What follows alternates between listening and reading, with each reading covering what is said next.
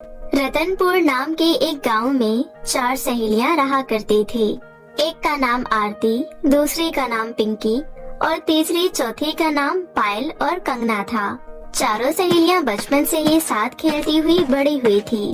अभी कुछ दिन पहले ही उन्होंने अपनी 10वीं पूरी करके 11वीं में दाखिला लिया था, लेकिन चारों की दोस्ती अभी भी बरकरार थी। चारों सहेलियां में कंगना के घर के हालात कुछ ठीक नहीं थे। बाकी के तीनों सहेलियां तो बहुत अमीर थी, लेकिन कंगना एक गरीब परिवार से थी। कंगना के पिता नहीं थे और माँ लोगों के घरों में काम करके घर का गुजारा चलाती थी। कंगना गरीब थी तो क्या हुआ, उसका दिल बहुत बड़ा था और वो कभी भी अपनी सहेलियों की मदद करने से नहीं चूकती थी। एक बार की बात है, स्कूल में सभी बच्चों को असाइनमेंट बनाने का काम मिलता है। 4 में से 3 सहेलियां तो अपना असाइनमेंट बना लेती है, परंतु आरती असाइनमेंट नहीं बना पाती है। अगले दिन जब चारों सहेलियां स्कूल जाती है, तब टीचर कहते हैं, सभी बच्चे अपना अपना असाइनमेंट अपने टेबल पर रखिए, मैं चेक करने आ रहा हूँ। सभी बच्चों ने अपना अपना असाइनमेंट टेबल पर रख लिया, परंतु आरती बहुत ही ज्यादा घबरा रही थी, क्योंकि उसने तो असाइनमेंट बनाया ही नहीं था। कंगना आरती से कहती है, क्या हुआ आरती, तुम घबरा क्यों रही हो? अपना असाइनमेंट निकालो। कंगना, कल मैं अपने पापा के साथ उनके बिजनेस पार्टी में चली गई थी, इसलिए मैं असाइनमेंट नहीं बना पाई। अब तो सर मेरी बहुत पिटाई करेंगे, मुझे बहुत डर लग रहा है। तुम डरो मत, तुम एक काम करो, मेरा असाइनमेंट रख लो और मेरा नाम काट कर अपना नाम लिख लो। सच में कंगना, लेकिन फिर सर तुम्हारी पिटाई कर देंगे। कोई बात नहीं, क्या मैं तुम्हारे लिए इतना भी नहीं कर सकती हूँ? तुम मेरी दोस्त हो। इतना कहकर कंगना अपना असाइनमेंट आरती को दे देती है। जब टीचर कंगना के पास आते हैं तो कहते हैं, कंगना, तुम्हारा असाइनमेंट कहाँ है? सर मैंने अपना असाइनमेंट बना लिया था, लेकिन मैं लाना भूल गई। मैं कल पक्का ले आऊंगी सर। झूठ बोलने के लिए तुम्हारे पास कोई और बहाना नहीं था क्या कंगना? तुम्हारे चेहरे से साफ साफ लग रहा है कि तुमने असाइनमेंट बनाया ही नहीं है। अभी से भी समय है, पढ़ाई लिखाई पे ध्यान दो, वरना फेल हो जाओगी। अब सभी बच्चों के सामने 10 उठक बैठक लगाओ। टीचर के कहने पर कंगना सभी बच्चों के सामने 10 उठक बैठक लगाती है। थोड़ी देर बाद जब लंच हो जाता है तो कंगना की बाकी 3 सहेलियां उसके पास आती है और फिर आरती कहती है, तुम्हारा बहुत बहुत धन्यवाद कंगना, और साथ में मैं तुमसे माफी भी मांगना चाहती हूँ। माफी किस लिए? मेरी वजह से तुम्हें पूरी क्लास के सामने उठक बैठक करना पड़ा, मुझे माफ कर दो। अरे कोई बात नहीं पागल, लंच हो गया है, चलो खाना खाते हैं। उसके बाद चारों सहेलियां खाना खाने चली जाती है।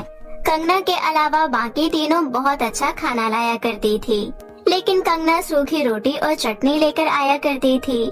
लेकिन फिर भी उसकी तीनों सहेलियां उसको बिल्कुल भी ऐसा एहसास नहीं करवाती थी कि उसका खाना अच्छा नहीं है। वो तीनों बड़े ही चाव से कंगना का खाना भी खाया करती थी। वैसे कंगना, तेरे घर की धनिया की चटनी तो बहुत ही कमाल की होती है, खाकर मजा ही आ जाता है। हाँ आरती, तुमने बिल्कुल सही कहा, मुझे भी कंगना के घर का खाना बहुत अच्छा लगता है। रहने भी दो अब तुम लोग, मुझे पता है तुम लोगों को सैंडविच और कटलेट के आगे मेरी सूखी रोटी और धनिया की चटनी थोड़ी ना अच्छी लगती होगी। तुम तो बस मेरा दिल रखने के लिए कहती हो। ऐसा कुछ भी नहीं है कंगना, अब तू ज्यादा मत बोल और चुपचाप से खाना खा, समझी? बड़ी आई। इसी तरह उन चारों में बहुत प्यार था। कुछ समय बीत जाता है और उनकी दोस्ती में कोई भी बदलाव नहीं आता है। एक बार की बात है, कंगना का बर्थडे आने वाला था। उसी विषय में कंगना की तीनों सहेलियां आपस में बात कर रही थी। गाइस, कंगना का बर्थडे आने वाला है और तुम्हें तो अच्छे से पता है उसके घर में उसका बर्थडे सेलिब्रेट नहीं करते। हाँ, तुम सही कह रही हो। तो फिर हमें क्या करना चाहिए? मैं बताती हूँ हमें क्या करना है। हम उसके लिए एक सरप्राइज पार्टी प्लान करते हैं और तीनों मिलकर उसे एक बहुत एक्सपेंसिव गिफ्ट देंगे। हाँ, ये आइडिया सबसे बेस्ट है। मुझे तुम्हारा आइडिया बहुत अच्छा लगा। लेकिन क्या? हम सब कोई जॉब तो नहीं करते, तो हम इतने सारे पैसे कहाँ से कलेक्ट करेंगे? अपनी पॉकेट मनी से। हमें हर हफ्ते पॉकेट मनी तो मिलती है ना। हम तीनों अपनी अपनी पॉकेट मनी सेव करेंगे और उसके बाद एक छोटी सी पार्टी प्लान करेंगे और उसके लिए एक एक्सपेंसिव सा लहंगा खरीदेंगे, क्योंकि उसके पास कोई लहंगा नहीं है और उसे लहंगा बहुत पसंद है। तीनों आपस में कंगना के बर्थडे की प्लानिंग कर लेती है। अब वो तीनों अपनी हर हफ्ते की पॉकेट मनी सेव किया करती थी। दिन बीतते जाते हैं और समय का बिल्कुल पता नहीं चलता। कंगना के बर्थडे से एक दिन पहले पिंकी और पायल आरती के घर जाती हैं और तीनों अपने अपने पैसे काउंट करती है। हम तीनों के पैसे मिलाकर टोटल 2000 रुपए हुए हैं। 2000 में हम सब कुछ कैसे मैनेज करेंगे? देख, 1000 में तो हमारी पार्टी प्लान हो जाएगी, बाकी के 1000 रुपए का लहंगा खरीद लेंगे। कौन देगा तुझे 1000 रुपए का लहंगा? तुझे पता नहीं है लहंगे का प्राइस कितना ज्यादा होता है? हाँ, मुझे दुनियादारी की नॉलेज कहाँ है? हम सबकी दादी अम्मा तो तू ही है ना। यार गाइस, तुम दोनों लड़ना बंद करो। अभी हम जिस चीज की प्लानिंग कर रहे हैं उस पर फोकस करो। हम एक काम करते हैं, मार्केट चलकर पता कर लेते हैं, क्या पता हमें कोई 1000 रुपए का कोई अच्छा सा लहंगा मिल जाए। पिंकी की बात मानकर वो तीनों मार्केट चली जाती है। तीनों मार्केट तो चली जाती है, लेकिन उन्हें पूरा मार्केट घूमने के बाद भी 1000 रुपए का लहंगा कहीं नहीं मिलता। वो तीनों काफी मायूस हो जाती है। पायल की आंखों में आंसू आ जाते हैं और वो कहती है, यार हमने कितना कुछ सोचा था, लेकिन हमें शाम हो गई है और अभी तक हमने कुछ भी अरेंज नहीं किया है। न ही लहंगा मिला और अभी तक हमने उसके बर्थडे के लिए डेकोरेशन भी नहीं किया। आज रात को 12 बजे ही हम उसे सरप्राइज देने वाले थे। मायूस मत हो यार, हमने अपनी तरफ से तो पूरी कोशिश की है ना। चल घर चलते हैं। इसके बाद तीनों अपना मुंह लटकाकर घर की ओर जाने लगती है। तभी उन्हें अचानक से सुनसान रास्ते पर एक दुकान दिखाई देती है, जिसके ऊपर बड़े बड़े अक्षरों में लिखा था कि यहाँ 1000 रुपए से कम दाम में ही लहंगे मिलते हैं। ओए, अचानक से यहाँ पर ये दुकान कहाँ से आई? हम मार्केट भी तो इसी रास्ते से गए थे, उस टाइम तो कोई दुकान नहीं थी। चल, अब तो अपना गोबर वाला दिमाग लगाना बंद कर। क्या पता हमने ना देखा हो इस दुकान को। चल अंदर चलकर देखते हैं। वो तीनों अंदर चली जाती है। वहाँ पर एक बहुत खूबसूरत लड़की लहंगा बेच रही थी। उन्हें उस दुकान में 1000 रुपए में ही एक बहुत खूबसूरत लहंगा मिल जाता है, जिसे पाकर वो तीनों बहुत ज्यादा खुश होती है और उस लहंगे को लेकर वो तीनों आरती के घर चली जाती है। आरती कहती है, गाइस हमें लहंगा तो मिल गया, अब हमें डेकोरेशन करना है। चलो लग जाओ अपने अपने काम पर। उसके बाद वो तीनों आरती के घर में ही बहुत अच्छा बर्थडे का डेकोरेशन करती है। डेकोरेशन करने के बाद वो तीनों कंगना के घर जाती है और पायल कंगना से कहती है, सुन कंगना, यार तुझे तो पता है हमारे एग्जाम आने वाले हैं और हम तीनों ही पढ़ने में बिल्कुल बेकार है। हम चारों में सबसे ज्यादा पढ़ने में तेज तू ही है। आज प्लीज हमारे साथ आरती के घर चलना। हमने सोचा है हम रात को बैठकर ग्रुप स्टडी करेंगे। अरे बस इतनी सी बात, रुको मैं मम्मी से पूछ कर आती हूँ। कंगना मम्मी से पूछ कर आती है और उसके बाद वो तीनों आरती के घर चले जाते हैं। आरती के घर में दूसरे कमरे में बैठकर वो लोग झूठ मूठ का पढ़ाई करने का ढोंग करने लगते हैं। जैसे ही 12 बजते हैं वो सभी जोर से चिल्लाती है, हैप्पी बर्थडे कंगना। अरे यार, तुम लोगों को मेरा बर्थडे याद था? मुझे तो खुद ही मेरा बर्थडे याद नहीं था। Thank you so much. अच्छा अब किताबों को छोड़ और हमारे साथ चल। वो तीनों मिलकर कंगना को डेकोरेशन किए हुए रूम में लेकर जाती हैं। इतनी अच्छी सजावट और सुंदर सा केक देखकर कंगना बहुत खुश होती है। तभी वे लोग उसे लहंगा देती हैं। कंगना को लहंगा भी बहुत पसंद आता है और वो तुरंत अपने पुराने कपड़े चेंज करके वो लहंगा पहन लेती है। लहंगा कंगना के ऊपर बहुत जच रहा था। उसके बाद वो अपनी सभी सहेलियों के साथ केक कट करती है और पूरी रात वो लोग बहुत डांस करते हैं और पार्टी करते हैं।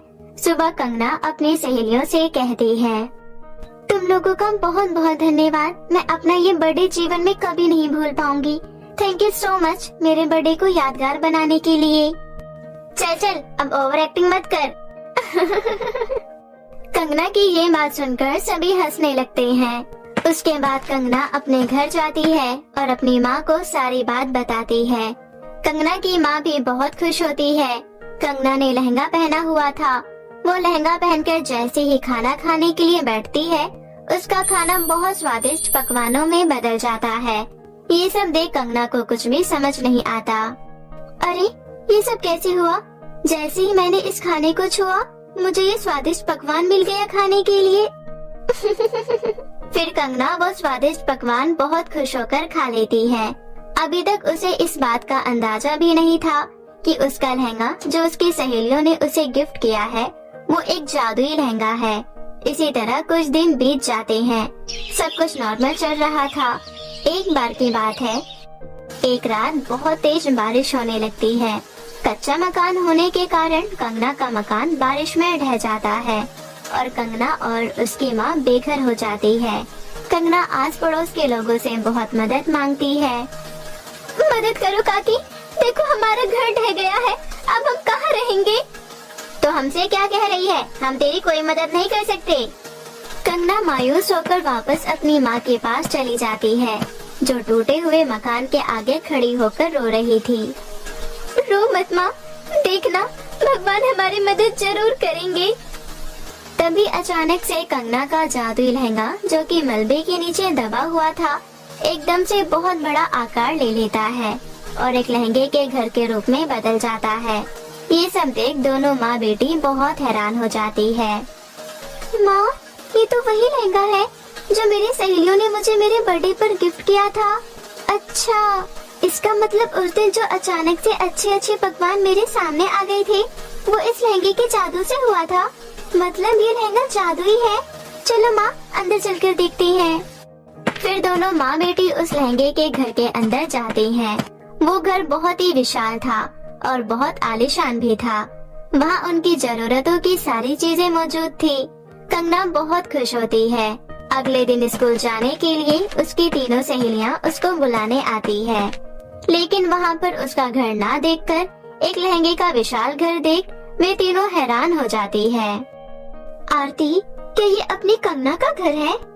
हाँ, और तुझे ये लहंगा कुछ जाना पहचाना नहीं लग रहा? अबे, ये तो वही लहंगा है जो हमने उसको बर्थडे पर गिफ्ट किया था। वे लोग इस तरह से बातें कर ही रही थी कि तभी कंगना घर से बाहर निकलती है और उन्हें सारी बात बताती है। सारी बात जानने के बाद वो चारों सहेलियां उस दुकान पर जाती है जहाँ से उन्होंने वो लहंगा खरीदा था।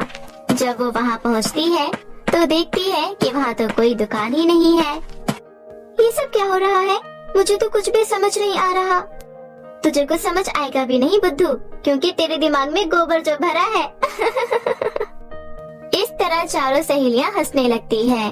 उस दिन के बाद से जादुई लहंगे के घर की वजह से कंगना को भी किसी चीज की कोई कमी नहीं होती और अब वो अपनी सहेलियों की तरह अपना जीवन खुशी खुशी व्यतीत करने लगती है। बहुत समय पहले कनिका और राधा नाम की दो बहनें अपनी सौतेली माँ सावित्री के साथ रहती थीं। सावित्री की अपनी भी एक बेटी थी जिसका नाम खुशी था। खुशी और सावित्री राधा और कनिका के साथ बहुत बुरा व्यवहार करती थीं और उनसे घर का सारा काम करवाती थीं। अरे ओ राधा की बच्ची, कहाँ मर गई? जी माँ, बोलिए, क्या हुआ? सुन, मेरी बेटी का आइसक्रीम खाने का मन है। ये ले पैसे और आइसक्रीम लेकर आ, और हाँ, चॉकलेट फ्लेवर ही लाना। माँ, आइसक्रीम खाने का मन तो मेरा भी है, आप थोड़े से पैसे और दे दो ना। राधा के इतना कहते ही सावित्री राधा को बहुत तेज थप्पड़ मारती है और धक्का मारकर नीचे गिरा देती है। जब देखो मेरी बेटी की चीजों पर नजर लगाती रहती है। खड़ी हो और मेरी बेटी के लिए आइसक्रीम लेकर आ। रोते रोते राधा वहाँ से चली जाती है। रास्ते में राधा मन ही मन कहती है, पिताजी ने अपनी खुशी के लिए दूसरी शादी कर ली। खुद तो वो मजे से शहर में है, लेकिन यहाँ पर मेरी और दीदी की जिंदगी सौतेली माँ ने नर्क बना रखी है। राधा सुनसान सड़क पर अकेली चल रही थी। तभी पीछे से एक चोर आता है और उसके पैसे छीनकर भाग जाता है। अरे चोर, पकड़ो चोर को, मेरे पैसे लेकर भाग रहा है, कोई पकड़ो उसे। लेकिन तब तक बहुत देर हो चुकी थी। चोर बहुत दूर भाग चुका था। हे भगवान, अब मैं क्या करूं? अब मैं आइसक्रीम कैसे खरीदूंगी? और अगर मैंने आइसक्रीम नहीं खरीदी तो माँ मुझे बहुत मारेगी और मेरी बातों का विश्वास भी नहीं करेंगी। लेकिन राधा हिम्मत करके आइसक्रीम की दुकान पर जाती है और आइसक्रीम वाले से कहती है, अंकल जी, एक चॉकलेट वाली आइसक्रीम दे दो। जरूर बेटा, लाओ, पैसे दो। अंकल जी, मेरे पास पैसे नहीं है। मैं क्या यहाँ पर फ्री में लंगर बांट रहा हूँ? जब देखो मुंह उठाकर आ जाता है कोई भी। जा यहाँ से, पता नहीं कहाँ से आ जाते हैं। थोड़ी देर बाद राधा घर पहुँचती है। क्यों री कलमुही, इतना समय क्यों लग गया आने में? और आइसक्रीम कहाँ है? माँ, वो आइसक्रीम। क्या वो कर रही है? कहाँ है आइसक्रीम? जल्दी बता। माँ, एक चोर सारे पैसे छीन कर ले गया। मैं आइसक्रीम नहीं खरीद पाई। अरे माँ, ये देखो कितना झूठ बोल रही है। उन पैसों से इसने खुद ही आइसक्रीम खा ली होगी। दोनों माँ बेटी मिलकर राधा को पीटने लगती हैं। आज पूरे दिन तुझे खाना नहीं मिलेगा। जा यहाँ से और घर का काम कर, हरामखोर कहीं की। रोते रोते राधा अपनी बड़ी बहन कनिका के पास आती है और सारी बात बताती है। बहन, तुम रो मत। मुझे पता है तुमने ऐसा नहीं किया। दीदी, हमें इन दोनों से कैसे छुटकारा मिलेगा? इन दोनों ने हमारी जिंदगी नर्क बना रखी है। तू चिंता मत कर बहन, बहुत जल्दी सब कुछ ठीक हो जाएगा। दोनों बहनें मिलकर घर का सारा काम करती हैं। थोड़ी देर बाद कनिका सावित्री के पास जाती है और कहती है, माँ, घर का सारा काम हो गया, अब हमें खाना दे दो और राधा का भी खाना दे दो। अभी राधा छोटी है, उससे गलती हो गई। उसकी तरफ से मैं आपसे माफी मांगती हूँ। आगे से कभी भी वो ऐसा नहीं करेगी। माँ, आप राधा को खाना मत देना। उसने मेरी आइसक्रीम खाई है, उसको आप खाना मत देना। और आप अगर उसको खाना दोगे तो मैं खाना नहीं खाऊंगी। अरे मेरी प्यारी गुड़िया, ऐसे मुंह मत फुलाओ। मैं उसको खाना नहीं दूंगी बेटा। इतना कहकर सावित्री कनिका को एक रोटी देती है। ये पकड़ एक रोटी और जा यहाँ से। और अगर अब कुछ बोलेगी तो तेरा भी खाना बंद कर दूंगी मैं। कनिका एक रोटी लेकर राधा के पास आती है और कहती है, राधा, खाना खा ले। मैंने तो खा लिया। एक रोटी मैंने तुम्हारे लिए बचा दी है, ये तुम खा लो। लेकिन माँ को मत बताना कि मैंने तुम्हें रोटी दी थी। आप झूठ बोल रही हो दीदी, मुझे पता है आपने कुछ नहीं खाया है। ये रोटी आप ही खा लो, मुझे बिल्कुल भूख नहीं है। अच्छा ठीक है, एक काम करते हैं, इसे आधा आधा खा लेते हैं। दोनों बहनें उस रोटी को आधा आधा खा लेती हैं और रोटी खाकर चुपचाप सो जाती हैं। अगले दिन सावित्री राधा और कनिका को अपने पास बुलाती है और कहती है, सुनो तुम दोनों, ये लो पैसे और बाजार से जाकर फल और सब्जियां ले आओ। और हाँ, आज तुम दोनों बाजार बिना चप्पल के जाओगी, यही तुम्हारी सजा है। लेकिन माँ, बाहर तो इतनी तेज धूप है, हम नंगे पैर कैसे चलेंगे? मैंने एक बार बोल दिया तो बोल दिया। जाओ यहाँ से, बाजार से सब्जियां लेकर आओ, नहीं तो प्रेस से तुम्हारे हाथ जला दूंगी। रोते रोते दोनों बहन बाजार चली जाती हैं। बाहर धूप बहुत तेज थी, दोनों के पैर जल रहे थे। दीदी, मेरे पैर जल रहे हैं, मुझसे चला नहीं जा रहा। राधा, तू एक काम कर, इस पेड़ के नीचे बैठ जा, मैं सब्जियां लेकर आ जाती हूँ। तभी कनिका और राधा के पास एक बुढ़िया आती है। अरे बेटे, मुझे चक्कर आ रहे हैं, क्या तुम ये सामान मेरे घर तक छोड़ दोगे? बस थोड़ी ही दूर पर मेरा घर है। आइए दादी, आप हमारे साथ चलिए, हम आपके सामान और आपको घर छोड़ देते हैं। दोनों बहनें बुढ़िया का सामान लेकर बुढ़िया के पीछे पीछे चलने लगती हैं। थोड़ी देर बाद कनिका और राधा बुढ़िया के घर पहुंच जाती हैं। तुम दोनों का बहुत बहुत शुक्रिया, तुम दोनों तो बहुत ही संस्कारी हो। लेकिन बेटी, तुम दोनों इतनी गर्मी में कहाँ जा रही थी और तुम नंगे पैर क्यों हो? बूढ़ी औरत की बात सुनकर राधा रो पड़ती है और कहती है, दादी, हमारे घर में हमारी सौतेली माँ है जो हम पर बहुत अत्याचार करती है। आज तो उन्होंने हद ही कर दी, हमें नंगे पैर इतनी धूप में बाजार में सब्जी लाने को भेज दिया। हे भगवान, तुम्हारी सौतेली माँ तो बहुत ही दुष्ट औरत है। ऊपर वाला ऐसी सौतेली माँ किसी को ना दे। लेकिन तुम दोनों चिंता मत करो, मैं तुम्हारी मदद करूंगी। उसके बाद वो बूढ़ी औरत उन दोनों को एक नदी के पास ले आती है। बेटी, ये सोने और चांदी की चूड़ियों की नदी है। हे जादुई नदी, इन दोनों बहनों की मदद करो। तभी उस नदी से सोने और चांदी की चूड़ियां बाहर निकल कर आती हैं। बेटी, तुम ये चूड़ियां रख लो। ये सोने और चांदी की जादुई चूड़ियां हैं। ये तुम्हारी हर मुसीबत में मदद करेंगी। उसके बाद दोनों बहनें चूड़ियां लेकर अपने घर चली जाती हैं। अब जब भी सावित्री राधा और कनिका को मारती थी, तो राधा और कनिका बहुत हंसती थी। उन दोनों पर मार का कोई असर नहीं होता था और अब वो दोनों अपनी सौतेली माँ से खाना भी नहीं मांगती थी। वो दोनों सोने और चांदी की चूड़ियों से ही खाना मांगती थी और सोने और चांदी की जादुई चूड़ियों की मदद से घर का सारा काम भी कर लेती थी। माँ, आप देख रही हो ना, आजकल दोनों बहनें कुछ ज्यादा ही खुश रहती हैं और अब तो आपसे खाना भी नहीं मांगती और तो और घर का काम भी बहुत जल्दी कर लेती है। हम दोनों इन्हें कितना मारते हैं, लेकिन कोई असर ही नहीं है इन दोनों पर। मुझे लगता है कुछ न कुछ गड़बड़ जरूर है। आज से हम दोनों इन दोनों पर नजर रखेंगे। दोनों माँ बेटी छुपकर राधा और कनिका पर नजर रखने लगी। एक दिन राधा और कनिका सोने और चांदी की चूड़ियों से खाना मांगती हैं, तो वो सब सावित्री और प्रिया देख लेती हैं। अरे माँ, इन दोनों के पास तो सोने और चांदी की जादुई चूड़ियाँ हैं। माँ, ये चूड़ियाँ मुझे भी चाहिए। इसके बाद सावित्री और खुशी राधा और कनिका के कमरे में जाती है और उनसे चूड़ियाँ छीन लेती है। इसके बाद खुशी और सावित्री अपने हाथों में चूड़ियाँ पहन लेती हैं, लेकिन चूड़ियाँ पहनते ही उन दोनों को बहुत तेज करंट लगता है। अरे माँ, इन चूड़ियों में तो करंट आ रहा है। बचाओ, कोई बचाओ मुझे। राधा, कनिका, बेटियों मुझे माफ कर दो। हमने तुम्हारे साथ बहुत गलत किया है। रोको ना इनको। सोने और चांदी की जादुई चूड़ियाँ, इन्हें माफ कर दो, इन्हें छोड़ दो।